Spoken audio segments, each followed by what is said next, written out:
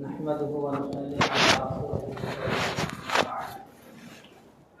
أعوذ بالله من الشيطان الرجيم بسم الله الرحمن الرحيم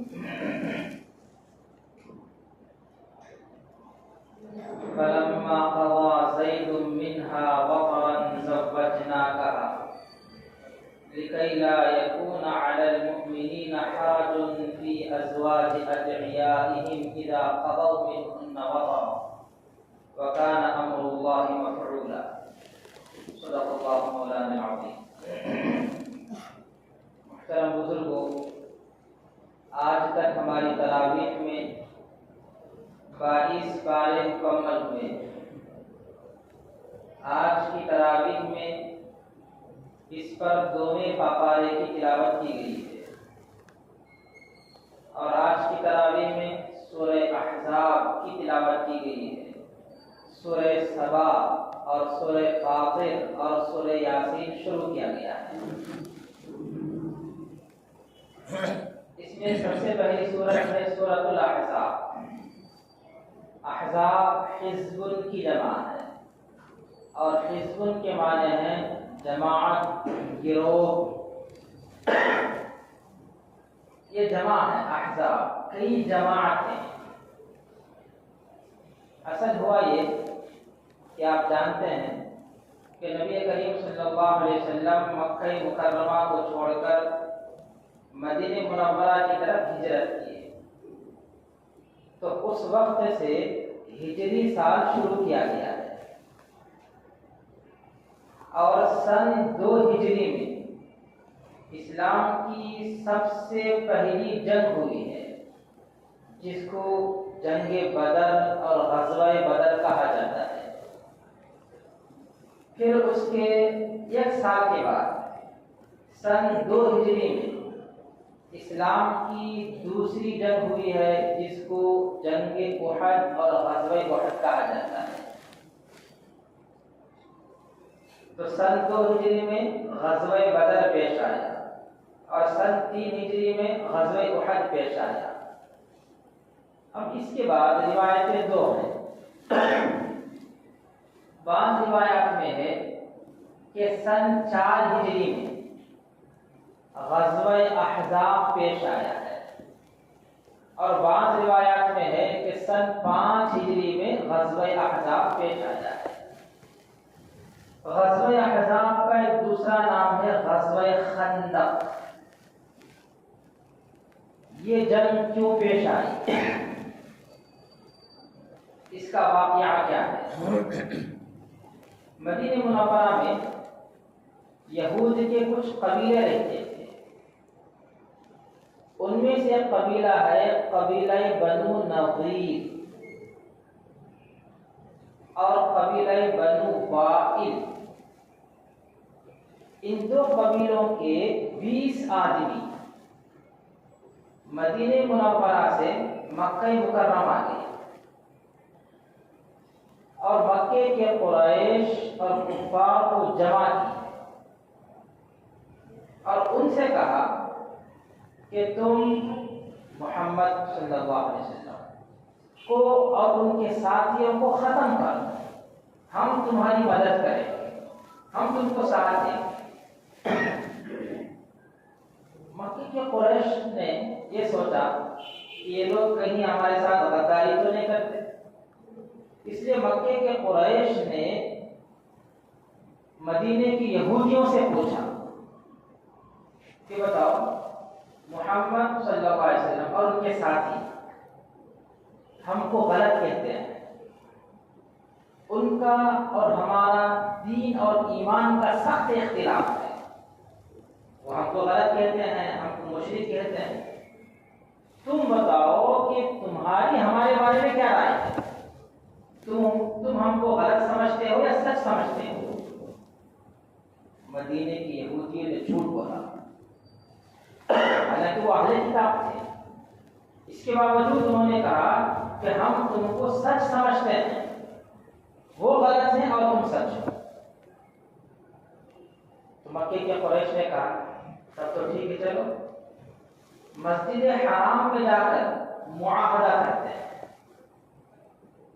آپس میں معاہدہ ہوا کہ ہم ایک دوسرے کا تعاون کریں گے، مدد کریں گے مسلمانوں کو ختم کرنے کے لیے، محمد صلی اللہ علیہ وسلم ان کے ساتھ کو ختم کریں گے۔ آپ ذرا سوچیے، یہ معاہدہ اسلام کو مٹانے کے لیے کیا جا رہا ہے، مسلمانوں کو ختم کرنے کے لیے کیا جا رہا ہے، اور کہاں کیا جا رہا ہے؟ مسجد حرام میں کیا جا رہا ہے۔ خانہ کعبہ کی دیواروں سے چمٹ کر غلاف کعبہ پکڑ کر یہ معاہدہ کیا جا رہا ہے۔ اللہ تعالیٰ کتنے حلیم ہیں، کتنے بردبار ہیں، کتنا اپنے غصے کو اللہ تعالیٰ قابو اور کنٹرول کرنے والے ہیں۔ اللہ نے ان پر عذاب نازل نہیں کیا، حلم اور بردباری کا اللہ نے معاملہ ہے۔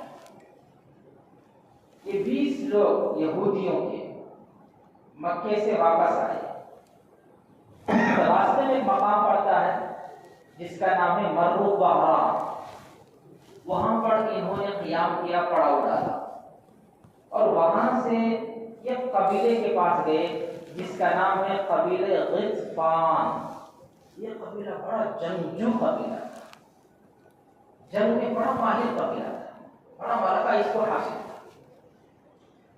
اس قبیلے سے جا کر بات کی، اور قبیلہ غطفان کا جو سردار ہے عیینہ ابن حصن، اس کو لالچ دلائی، کہا کہ تم ہمارے ساتھ اسلام اور مسلمانوں کو ختم کرنے کے لیے لڑو، ہم تم کو خیبر کی 1 سال کی کھجوریں تمہیں گفٹ میں دیں گے۔ خیبر بہت بڑا علاقہ ہے، وہاں 1 سال کھجوروں کی جو پیداوار ہوگی وہ ساری کھجوریں تم کو ہم دے دیں گے۔ قبیلہ غطفان اس لالچ میں تیار ہو گئے، مکے کے قریش تیار ہو گئے، قبیلہ غطفان تیار ہو گئے، اس طرح کے مختلف قبیلے اور جماعتیں اسلام اور مسلمانوں کو مٹانے کے لیے یکجا ہو گئی، متفق ہو گئے۔ سب کا یہ مقصد ہے محمد صلی اللہ علیہ وسلم اور ان کے ساتھی کو ختم کرنا۔ مر الظہران میں سب جمع ہو گئے، وہاں سے مدینہ منورہ کی طرف نکل پڑے۔ حضرت نبی کریم صلی اللہ علیہ وسلم کو اطلاع ملی کہ اتنے سارے قبیلے مدینے پر حملہ کرنے کی جا رہے ہیں۔ آپ علیہ السلام نے صحابہ کو جمع کیا، مشورہ کیا۔ صرف مکے کے قریش 4000 کے آس پاس تھے، اور مختلف قبیلے ملنے کے بعد 12000 آدمیوں کا لشکر مدینے پر حملہ کرنے کے لیے آ رہا ہے، اور پورے ساز و سامان کے ساتھ آ رہا ہے، اونٹ بھی ساتھ میں ہیں، گھوڑے بھی ساتھ میں ہیں، تلواریں اور نیزے بھی ان کے ساتھ ہو رہی ہیں۔ نبی کریم صلی اللہ علیہ وسلم نے صحابہ سے مشورہ کیا، کیا کریں، مسلمانوں کے پاس کوئی تیاری نہیں ہے۔ تو مشورے میں حضرت سلمان فارسی رضی اللہ تعالیٰ عنہ بھی موجود تھے۔ انہوں نے کہا کہ یا رسول اللہ صلی اللہ علیہ وسلم کہ ہمارے یہاں فارس اور عجم میں جب اس طرح کا دشمن حملہ کرنے کا ارادہ کر کے آنا چاہے تو ہم اس کا دفاع اور مقابلہ کرنے کے لیے اپنے شہر کے گول خندق کھودتے ہیں۔ میری رائے ہے کہ مدینے کے گول خندق کھودی جائے۔ نبی کریم صلی اللہ علیہ وسلم نے ان کی رائے کو پسند کیا، اور اسی پر فیصلہ ہوا کہ ان سے مقابلہ کرنے کے لیے خندق کھودنی ہے۔ 3.5 میل لمبی خندق کھودی گئی، اور کتنے دن میں کھودی گئی؟ صرف 6 دن میں کھودی گئی۔ جیسی بھی نہیں تھی اس وقت، بلڈوزر نہیں تھا اس وقت، آدمی اپنے ہاتھ سے کھودتے، صرف 6 دن میں 3.5 میل لمبی خندق، اور چوڑی کتنی؟ اتنی چوڑی کہ کوئی گھوڑا پھلانگ لگا کر اسے پار نہ کر سکے، اتنی چوڑی۔ اور گہرائی کتنی؟ ڈوگر سے ہمارے کہتے ہیں، گہرائی کتنی؟ اتنی گہرائی کہ اگر کوئی گر جائے تو اوپر چڑھنا کہاں سے؟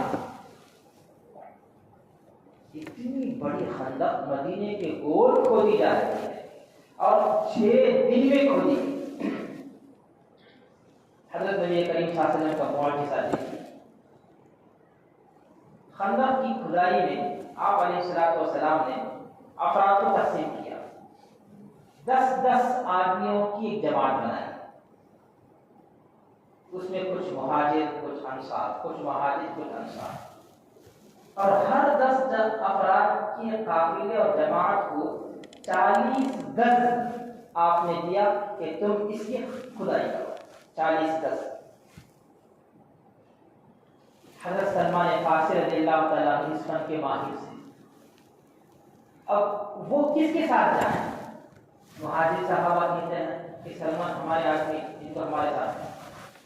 انصار صحابہ کہتے ہیں کہ سلمان ہمارے آدمی ہمارے ساتھ ہیں. نبی کریم صلی اللہ علیہ وسلم آئے. آپ نے فرمایا سلمان منا اہل البیت. سلمان نہ تمہارے آدمی ہیں نہ تمہارے آدمی ہیں بلکہ سلمان ہمارے آدمی. آپ علیہ السلام نے ان کی نسبت اپنی طرف کر کے اس جھگڑے کو ختم کر دیا. پھر ان کی الگ جماعت بنائی آپ نے جس میں کچھ مہاجر اور کچھ انصار شامل کیے اور ان کو بھی 40 گز دیے کھودنے کے لیے. حضرت سلمان رضی اللہ تعالیٰ عنہ کے حصے میں جو 40 گز آیا اسی میں اللہ کی قدرت ایک بڑا چٹان آیا جو ٹوٹ نہیں رہا ہے ان سے. حالانکہ وہ اس فن کے ماہر ہیں، وہ جانتے ہیں کیسے چٹان کو توڑا جائے، لیکن ان سے توڑا نہیں جا رہا. نبی کریم صلی اللہ علیہ وسلم کی خدمت میں حاضر کہنے لگے یا رسول اللہ صلی اللہ علیہ وسلم ایک چٹان درمیان میں آڑ آ گیا ہے، اس کا توڑنا ہمارے بس سے باہر ہے. آپ علیہ السلام آئے، پوچھا کہاں ہے؟ کہا کہ یہ. تو آپ علیہ السلام نے اپنے ہاتھ میں کدال لی اور آپ نے ایک آیت کی تلاوت کی وَتَمَّتْ كَلِمَةُ رَبِّكَ صِدْقًا وَعَدْلًا لَا مُبَدِّلَ لِكَلِمَاتِهِ.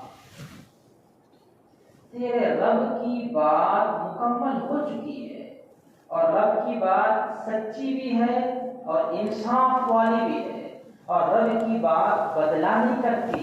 یہ ترجمہ میں آپ نے کیا. یہ آیت پڑھی آپ علیہ السلام نے اور کدال سے چٹان پر ایک ضرب لگائی، ایک بار ماری. تو اس چٹان کا 1/3 حصہ ٹوٹ گیا، 1/3 حصہ ٹوٹ گیا. اور ٹوٹنے کے ساتھ اس سے ایک روشنی نکل آئی. پھر دوبارہ آپ علیہ السلام نے آیت تلاوت کی اور دوسری ضرب لگائی. تو پھر 1/3 حصہ دوسرا وہ ٹوٹا اور اس مرتبہ بھی روشنی نکل آئی. پھر تیسری مرتبہ آپ علیہ السلام نے آیت کی تلاوت کی اور تیسری ضرب لگائی تو باقی 1/3 حصہ جو تھا وہ بھی ٹوٹ گیا. یہ نبی کریم صلی اللہ علیہ وسلم کا معجزہ ہے. خندق کی کھدائی کا جو آدمی ماہر ہے اس سے وہ چٹان توڑا نہیں گیا، لیکن نبی کریم صلی اللہ علیہ وسلم کی مبارک ہاتھوں سے جو کدال چلا اس کدال سے وہ چٹان ٹوٹ گیا، ریزے ریزے ہو. حضرت سلمان رضی اللہ تعالیٰ عنہ نے نبی کریم صلی اللہ علیہ وسلم سے پوچھا یا رسول اللہ صلی اللہ علیہ وسلم میں عجیب بات دیکھی. پہلی مرتبہ جب آپ نے ماری تو چٹان کا ایک حصہ ٹوٹا لیکن اس سے روشنی نکلی. یہ روشنی کیا چیز ہے؟ دوسری مرتبہ بھی روشنی نکلی، کیا چیز ہے؟ آپ علیہ السلام نے پوچھا کیا تم نے دیکھا؟ کہا میں نے دیکھا. تو آپ علیہ السلام نے فرمایا پہلی مرتبہ جو روشنی نکلی ہے اس روشنی میں اللہ تعالیٰ نے مجھے اس طرح کے محلات دکھایا ہے کہ مسلمان ایک زمانے میں کس طرح کو فتح کریں گے اور وہاں پر اسلامی حکومت آئی. اور دوسری مرتبہ جب ماری گئی اور اس سے جو روشنی نکلی ہے اس روشنی میں اللہ تعالیٰ نے مجھے روم کے محلات دکھائے ہیں کہ روم کو بھی مسلمان فتح کریں گے. یہ بات منافقین کو معلوم ہوئی. منافق ظاہر میں مسلمان، دل سے کافر. تو وہ لوگ اس بات کو سن کر مذاق اڑانے لگے. ان مسلمانوں کو کھانا کھانے کے لیے روٹی روزی کا انتظام نہیں ہے، یہ لوگ خواب دیکھ رہے ہیں کہ ایران کسرا کے محلات پہ فتح کریں گے، روم کے محلات پہ فتح کریں گے، فتح ہو رہا ہے۔ خیر بات ہوگی، ختم ہوگی، خندق کی کھدائی مکمل ہوگی، سارے قبیلے والے آئے مدینے پر حملہ کرنے کے لیے، دیکھا کہ مدینے میں داخل ہونے کا کوئی راستہ ہے ہی نہیں۔ مسلمانوں کا بڑا سخت دشمن ہے، یہود کے قبیلے ہی کے کچھ لوگ مکہ جا کر وہاں سے لوگوں کو لائے، مختلف قبیلوں کو جمع کیا، اور مدینے میں یہود کا ایک اور قبیلہ تھا بنو قریظہ، اس کا مسلمانوں کے ساتھ پہلے معاہدہ ہوا تھا کہ تم ہمارے خلاف کسی لڑائی میں کسی دشمن کی مدد نہیں کرو گے، اور ہم تمہارے خلاف کسی لڑائی میں کسی دشمن کی مدد نہیں کریں گے، معاہدہ ہوا تھا۔ لیکن مدینے کے جو بنو قریظہ کے یہود تھے، انہوں نے مسلمانوں کے ساتھ کیے گئے معاہدے کو توڑ دیا۔ وہ توڑا بھی اس طرح کہ قبیلہ بنو نذیر کا سردار ان کے سردار کے پاس آیا، آ کر اکسایا، ابھارا کہ دیکھو اچھا موقع ہے اسلام کو مسلمانوں کو ختم کرنے کے لیے، تم اندر سے ان پر حملہ کرو، ہم باہر سے حملہ کریں گے، تم جائیں گے کہاں، ختم ہو جائیں گے اور مدینے پر ہماری حکومت ہو جائے گی۔ تو وہ لوگ شروع میں کہنے لگے دیکھو ہمارا ان کے ساتھ معاہدہ ہوا ہے، ہم اس معاہدے کو نہیں توڑیں گے، لیکن بار بار اصرار کرنے کے بعد انہوں نے مسلمانوں کے ساتھ کیے گئے معاہدے کو توڑا، اور باہر سے اندر سے انہوں نے مسلمانوں کے خلاف بغاوت کی اور ان لوگوں کا مسلمانوں کے دشمنوں کا تعاون کیا اور مدد کی۔ اتنے میں اللہ کی قدرت عجیب ہوئی، قبیلہ بنو غطفان کا ایک آدمی جس کا نام ہے نعیم ابن مسعود، مسلمان وہ نبی کریم صلی اللہ علیہ وسلم کی خدمت میں حاضر ہوا، کہنے لگا یا رسول اللہ میں مسلمان ہو چکا ہوں، آپ مجھے کوئی خدمت دیجیے، میں اس کو کرنے کے لیے تیار ہوں۔ آپ علیہ السلام نے کہا اکیلے آدمی کیا کر سکتے، جو تمہارے جن میں کو کرتا تو بڑی چالاک نعیم بن مسعود، انہوں نے قبیلے بنو نذیر کے پاس، بنو قریظہ کے پاس، یہ جو مدینے میں رہنے والے مدینے میں رہنے والے قبیلے کے پاس، ان سے جا کر سمجھایا دیکھو تم لوگ مدینے میں رہتے ہو، تمہاری عورتیں مدینے میں رہتی ہیں، تمہارے بچے مدینے میں رہتے ہیں، ذرا سوچو عقل سے، اگر خدا نخواستہ مسلمانوں کو فتح مل گئی تو جتنے لوگ باہر سے آئے وہ سب اپنے اپنے وطن چلے جائیں، تم لوگ پھنسو اور اس موقع پر تمہاری کوئی مدد کرنے والا نہیں ہوگا، اس لیے میں تمہارے ساتھ پرانی دوستی کا واسطہ دے کر کہتا ہوں کہ تم مکے کے قریش سے بات کرو کہ وہ اپنے 50 سرداروں کو تمہارے پاس گروی رکھے، رہنے میں رکھے، اور اسی طرح قبیلے غطفان سے بات کرو کہ وہ بھی 50 سرداروں کو تمہارے پاس رکھے، تو وہاں سے 50 یہاں سے 50 100 آدمی رہیں گے تمہارے پاس، خدا نخواستہ مسلمانوں کو فتح ہوگی، یہ سب لوگ بھاگ جائیں گے، لیکن 50 کو تم قتل کر دینا، اب یہ 50 کو بچانے کے لیے تمہارا ساتھ دیکھیے۔ تو قبیلے بنو قریظہ کی بات سمجھ میں آئی، یہ نعیم بن مسعود بہت اچھی بات کرتا ہے، یہ ہمارا طریقہ ہے، چنانچہ انہوں نے طے کر لیا کہ اب ہم کو مکے کے قریش سے بھی 50 سرداروں کو لینا ہے اور قبیلے غطفان سے بھی 50 سرداروں کو لینا ہے، یہاں بات ختم ہوگی۔ اب یہاں سے نعیم بن مسعود گئے ابو سفیان کے پاس جو قریش مکہ کے سردار کے کمانڈر، ان سے جا کر بات کی آپ کو دھوکا ہو گیا ہے، مدینے میں قبیلے بنو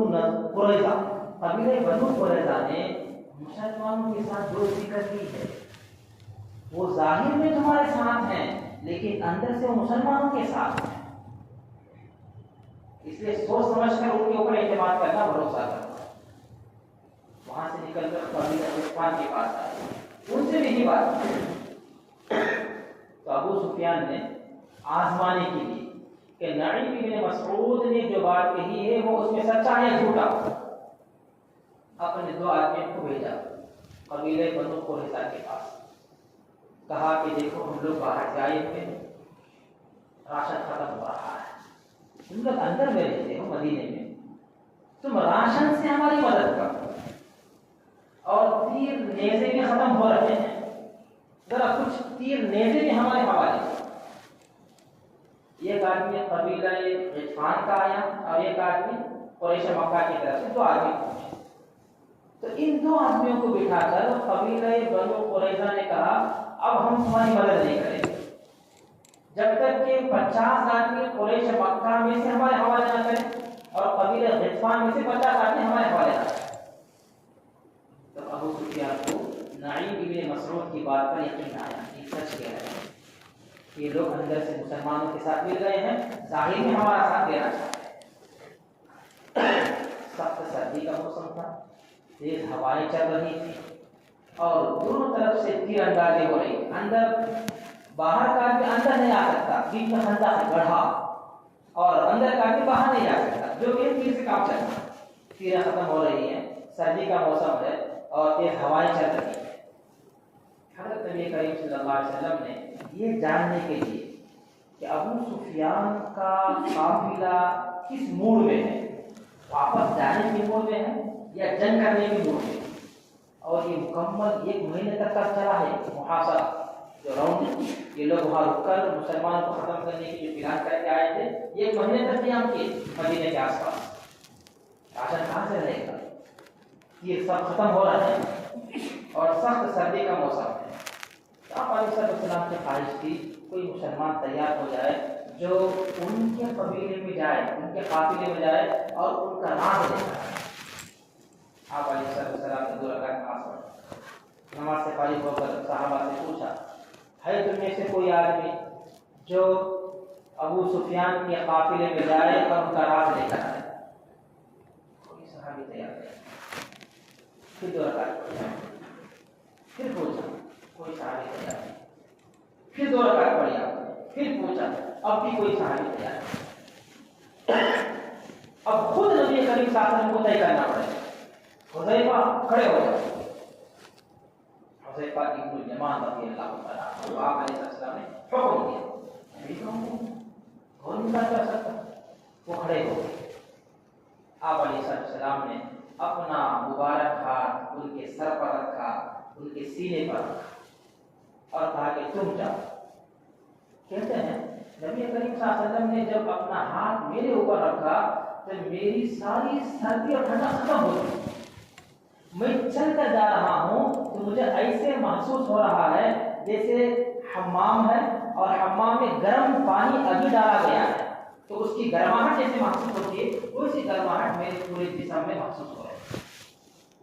رات کا وقت تھا، چپکے سے پہنچے ابو سفیان کے قافلے، تو دیکھا کہ ابو سفیان اپنے قافلے کے ذمہ دار اور سرداروں کو جمع کیا ہے مشورہ کرنے کے لیے، وقت زیادہ ہو رہا ہے اور سارا راشن ختم ہو رہا ہے، تیرے ختم ہو رہے ہیں اور اس طرح کے مسائل ہیں، واپس جائیں کہ اور کچھ دیر رکیں، یہ مشورہ ہو رہا ہے۔ لیکن اندھیرا، ان کو بھی ڈر تھا کہ باہر کا کوئی آدمی آ کر ہمارا راز لے کر نہ چلا جائے، اس لیے اعلان ہوا کہ ہر ایک اپنے ساتھ بیٹھنے والے کا ہاتھ پکڑے اور اس سے اس کا تعارف لے، کون ہے، کیا نام تمہارا، پوچھو۔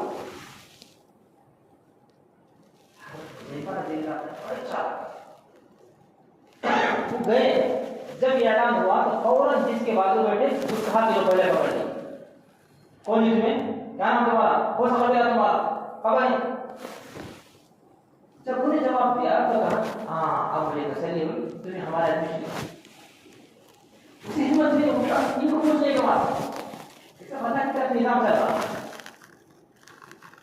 تو اس وقت ابو سفیان نے مشورہ کر کے طے کیا کہ واپس جانا ہے، اب ہم یہاں رہیں گے تو ہمارا سب برباد ہو جائے گا۔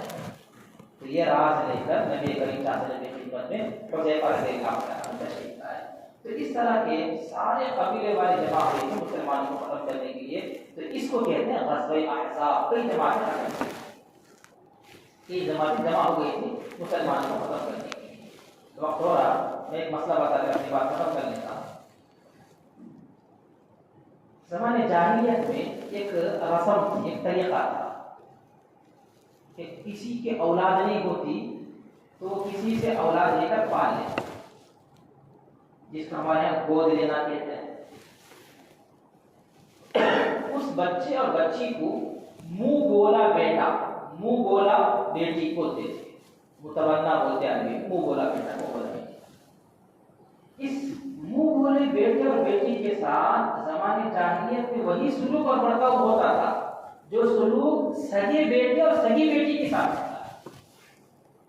کیا مطلب؟ آپ کا کوئی سگا بیٹا ہے اور آپ نے اس کا کسی عورت سے نکاح کیا اور بہو لایا، تو یہ بہو آپ کا حرام ہے. بہو کے ساتھ سسرے کا نکاح جائز نہیں. بیٹے کے انتقال کے بعد، بیٹے کے انتقال کے بعد بہو کے ساتھ سسرے کا نکاح جائز ہے. یہ تو سگے بیٹے کا مسئلہ تھا.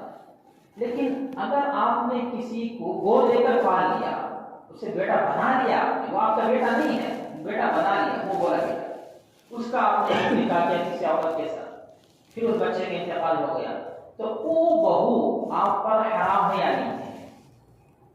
زمانے جاہلیت میں اس کو حرام سمجھتے ہیں. اس زمانے جاہلیت کے طریقے کی تردید کرنی تھی اللہ تعالیٰ. تو اللہ تعالیٰ نے حضرت نبی کریم صلی اللہ علیہ وسلم کے ساتھ یہ کیا کہ آپ نے زید بن حارثہ رضی اللہ تعالیٰ عنہ کو منہ بولا بیٹا بنا لیا. بیٹا بیٹا لے کر پکارتے ہیں. زید بن حارثہ رضی اللہ تعالیٰ ان کا آپ نے نکاح کرایا ہے اپنی ہی پھوپھی ذات بہن زینب بنت جحش رضی اللہ تعالیٰ عنہ سے. اسی وجہ سے دونوں میں نکاح نہیں ہو سکا، حضرت زید میں اور حضرت زینب میں. حضرت زید طلاق دینے کے لیے تیار ہو گئی، چھوڑنے کے لیے تیار ہو گئی.